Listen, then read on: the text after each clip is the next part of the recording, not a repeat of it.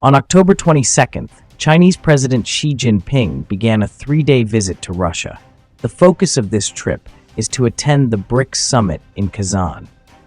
After Xi and Putin spoke for an hour, they held a public press conference. At the press conference, both described the relationship between the two countries as reaching an unprecedented level. In the information released to the outside world, both Putin and Xi mentioned the increase in trade between the two sides and the issue of the Russia-Ukraine war. They even claimed that the relationship between Moscow and Beijing could be seen as a model for the modern world. This indicates that Xi Jinping continues to steadfastly support Putin in the Russia-Ukraine war, completely indifferent to the significant economic difficulties that China is facing, most of which are related to its stance in support of Putin. At the same time, senior officials from the State Council of China are actively visiting local areas for surveys. This is an important action by the Chinese government since it announced its economic stimulus plan at the end of September. It can be seen that senior officials from the State Council are continuing to gather data in preparation for the upcoming Central Economic Work Conference at the end of the year. If these officials are truly practical in collecting data and listening to voices from localities, they will realize how dire the economic situation is everywhere. Currently, China is preparing for the Double 11 Shopping Festival, which takes place annually on November 11th. Data during this period could also help the world gain a clearer understanding of the decline in consumer spending among the Chinese people. Returning to the recent story, on October 22nd, Xi Jinping arrived in Russia to attend the BRICS summit. Last year, BRICS summit was quite embarrassing for Putin as it was held in South Africa, where Putin has become a war criminal with an arrest warrant issued by the International Criminal Court. South Africa is a signatory to the relevant extradition terms, so Putin could not go there. If he did, he would be arrested and extradited to Brussels. Therefore, last time, Putin sent Foreign Minister Lavrov to represent him at the conference. This time, the BRICS summit is taking place on Russian soil, allowing Putin to finally attend. The venue is in Kazan. Xi Jinping met with Putin, and their conversation lasted about an hour. Currently, Putin's situation is quite awkward. Clearly, he needs Xi Jinping because last year he outlined 6 red lines in the Russia-Ukraine war. These 6 red lines include: first, Finland cannot join NATO. The reason of Putin for this is that if Finland joins NATO, it will border Russia. Second, NATO cannot provide offensive weapons to Ukraine. However, currently, systems like ATACMS have been provided to Ukraine by NATO. Third, Ukraine must not attack the Crimea Bridge. Currently, this bridge has been nearly incapacitated. Fourth, Ukraine must not attack Russian territory. Presently, Ukraine has captured about 1,000 square kilometers of territory in Kursk. Fifth, Western countries must not provide F-16 fighter jets. Currently, Ukraine has received them as well. Lastly, the US and Western countries must not seize Russian assets. In fact, Russian assets have been frozen, and the interest from these assets is used to aid Ukraine. Thus, all 6 red lines that Putin outlined at the beginning of the war have been erased.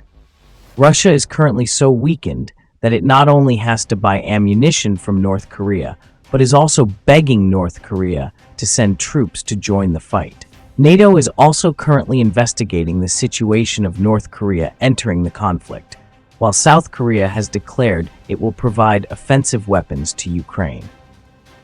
As you know, North Korea and South Korea have always been in a state of hostility.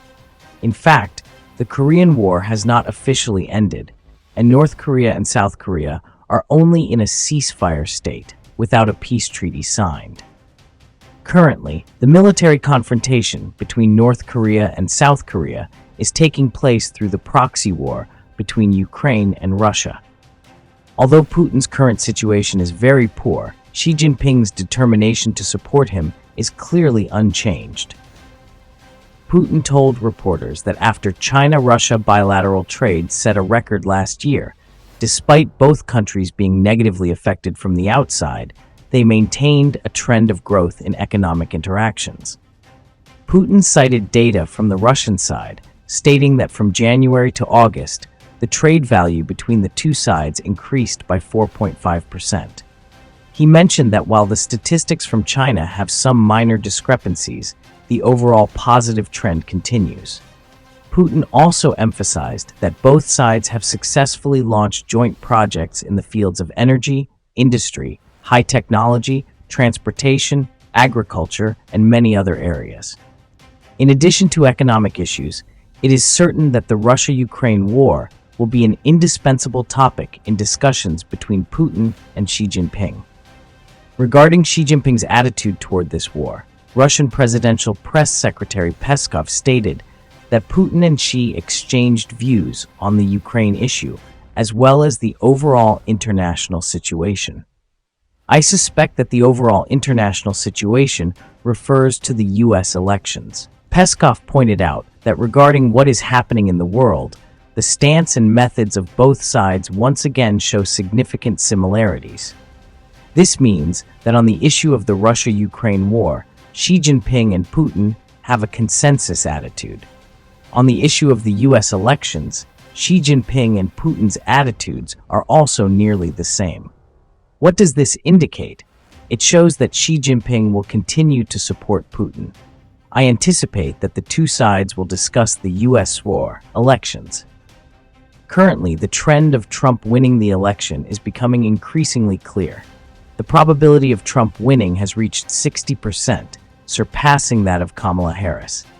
Previously, Trump often stated that he viewed Putin as a good friend and that he understood Putin very well as Xi Jinping. However, if Trump does actually win, it may not necessarily be good news for Putin. First, we need to understand that if Trump comes to power, he will not have much room to change his views on the Russia-Ukraine war or the Taiwan defense issue.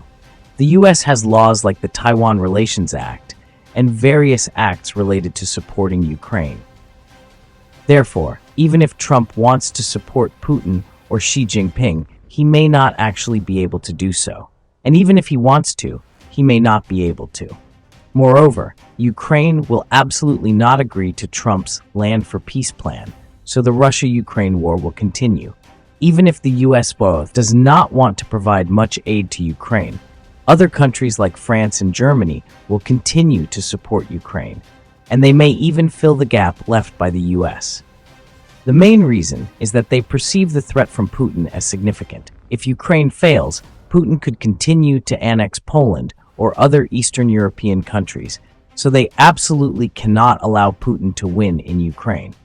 If the U.S. does not support, European countries will continue to do so. Second, if Trump comes to power, the Democratic Party will take advantage of the moment when Trump assumes office, while Biden is still in power, to increase aid to Ukraine, helping Ukraine as much as possible to defeat Putin and reclaim more Russian territory. Therefore, if Trump wins, Putin's life will certainly not be easy. The second point is that if Trump comes to power, he will impose many taxes on Chinese goods, which will severely harm China's economy. Currently, North Korea, according to information from Ukrainian President Zelensky, has sent 2 brigades with about 6,000 soldiers to Russia to fight against Ukraine. U.S. Secretary of Defense Austin has also made a surprise visit to Kyiv, and clearly, the U.S. is still showing strong support for Ukraine. I believe that Xi Jinping, regarding China's economic issues, although he has implemented many stimulus measures, may not yet truly recognize the severity of China's economic situation. Recently, China announced its inflation data for September, showing that the prices of fresh meat, vegetables, and fruits have increased by 16.2%, 22.9%, and 6.7% respectively. Vegetable prices have risen by nearly a quarter, while pork prices have increased by about 1/6, and fruit prices have also risen by about 6.7%. What does this indicate? As everyone knows, China prints a lot of money every year. But it can be seen that the Consumer Price Index has not increased much, mainly because the Consumer Price Index in China does not include real estate prices. Many people have spent money to buy houses, so much of the printed money has poured into the real estate market, making it a large reservoir. This has caused capital not to flow into sectors such as vegetables or pork, resulting in prices in those areas not rising too sharply. However, now, as the real estate market is no longer effective, the situation has changed. As a result, a large amount of printed money is starting to flow into people's dining tables. This is truly a very bad situation because this increase in prices for people means a reduction in consumption. This means that the money spent on food has significantly increased, while the money allocated for clothing, travel, or transportation has decreased. Of course, as money for these areas decreases, it means they will limit purchases of non-essential items, as filling their stomachs is the top priority. The National Bureau of Statistics recently announced August unemployment data, showing that the unemployment rate for the urban workforce aged 16 to 24, excluding students, reached 18.8%. This means that about 1/5 of young people are unemployed. However, this figure only represents the registered unemployment rate. In reality, many people are unemployed but do not register. Therefore, the actual youth unemployment rate in China may be even higher. In addition, the income situation of the Chinese people is also noteworthy. According to the report on personal income tax data for 2023, up to 70% of the population does not pay personal income tax. Let's look at some data. There are about 100 million people with a monthly income of 3,500 to 5,000 yuan. The number of people with incomes above 5,000 yuan is only 65 million. Those with incomes from 5,000 to 10,000 yuan are 45 million, while those with annual incomes above 100,000 yuan are only about 20 million.